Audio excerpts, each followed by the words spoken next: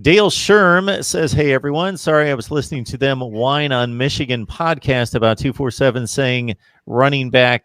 This is Donovan Edwards leaning to the Buckeyes. Donovan Edwards out of West Bloomfield, Michigan. Third-rated running back in the country, number one player in Michigan, a top 33 player in the nation, according to Steve's 247 composite. Yeah, according to Steve. I know it's his composite, sure. I may have phrased that incorrectly, but we all get it. The composite is an actual amalgamation of what? Yes. Our own network as well as Rivals Network and ESPN and whoever else is out there rating players. It may be down to just those three at this point. But, yeah, I love the composite because how can the composite be wrong? I mean, one network has a guy 70, one has him 50, the other one has him 60. Well, I guess he's 60 then, just kind of it follows intuitively, I guess. That I love the composite, but I can't speak to the veracity of any of the ratings, but there's a lot of hand-wringing right now. Go to the Michigan message boards, and I was reading some of the message about this on the way over, and it is some of the hardline Michigan fans who, there is a minority in the fan base that is just agog over this whole situation, how they, Ohio State's just coming in here and taking our best player because they can. And, kids don't want to play at Michigan. Even the best players in Michigan don't want to play at Michigan anymore. That's how bad we've let it get type comments. And this is just par for the course. And, there are other things, but, just that stark reality has hit at least a few people in their fan base right between the eyes that, they're dead in the water. I mean, if you don't have players, you can't win. And Ohio State's recruited at an Alabama-Clemson level, and they're winning at an Alabama-Clemson level, except, for the national championship since 2014. So they've done everything but that. So, I think there are some people in the Michigan who are basing their comments and their feelings in reality that you lose another guy, a top guy from Michigan, coming to Ohio State, a transformational running back perhaps. I mean, you're going to be trying to tackle that guy for 3 years. And, Ohio State needs a running back. No question about it. 2021, they got to get a couple studs. And if this guy's one of them, then so be it. I keep going back to Michigan's Amazon Prime show. I followed them in the 2017 season, the All or Nothing. And I think it's 8 episodes. But if you watch it, you'll see like a very boring program. Now, the show is entertaining. The Michigan program is boring. There's no life from Jim Harbaugh. There's when it just doesn't seem like an exciting place for players, and that's going to come through in recruiting. And you look at the recruiting classes over the last few years, and they haven't been great. There's been some good ones, but even with the good ones, where's the development of those players? And right now, the Michigan program just feels like it's, in idle or maybe stuck in like third gear or whatever. Maybe there's only 3 gears. But as we've mentioned time and time again, this is what the Michigan program is. It's 9-10 wins with expectations of more.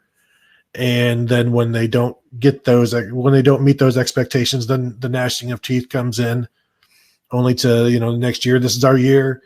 And then it's, maybe 11 wins this time, but probably 9 or 10 again.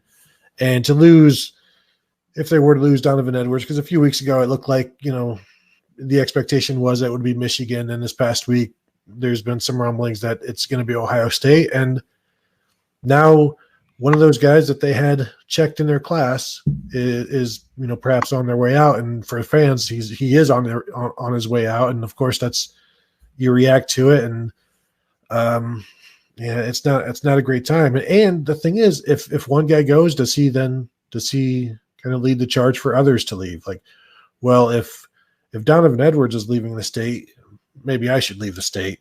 And then you kind of get like a Pied Piper situation going on. And there's only so many. Oh boy! With Kerry Combs recruiting in the state of Michigan, they better be worried. Well, and his comments definitely right. Kerry Combs is a difference maker. Kerry Yep. Combs knows all the pertinent high school coaches in Michigan and recruited guys out of there and will be instrumental going back up there, as he likes to say, planting flags, going forward. So, well, he plants those flags, you can forget about it. So, All right. yeah. Somebody on the show needs to stick up for Michigan. I guess it's got to be me. There So, of course, I've got great respect for both of your perspectives. But when I hear terms like dead in the water, they're still recruiting at a top 10 to 15 range. I'm trying to separate based on recruiting rankings and based on actual results on the field what Michigan's doing any different than Penn State. And people don't seem to be as critical of Penn State's accomplishments or lack thereof versus what Michigan's doing. They seem to be the same program, again, just based on results and recruiting rankings. Go ahead, Tony, if you want to field that one up. You're right. Like I said, they do recruit well, and they recruit well enough to be in the top 10 at times. But what I always come back to is they never have the defensive line, the depth on the defensive line to get it done.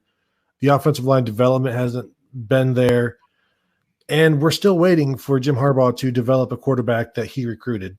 Like where is that? As I've said before, the longer a quarterback plays for Jim Harbaugh, the worse he gets at Michigan. I still think his best quarterback was either Jake Rudock in 2015 after 1 year or Wilton Spate in 2016 after 2 years. Then the longer guys stay there, the worse they get. Shea Patterson didn't get much better, if he got better at all.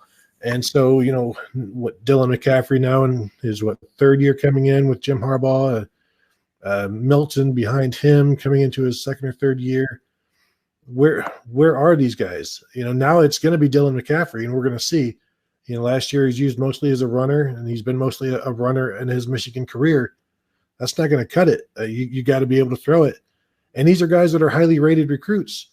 And that's been the most disappointing thing about Jim Harbaugh's program is I expected players to develop because he had to do that at Stanford. That was something that had to happen, and it did.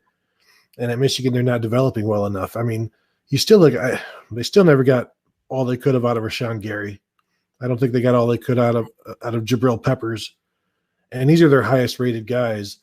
And yeah, there's Chase Winovich and guys like that who come through. But you look, they've had linebackers that didn't pan out that were highly rated, and defensive linemen, offensive linemen.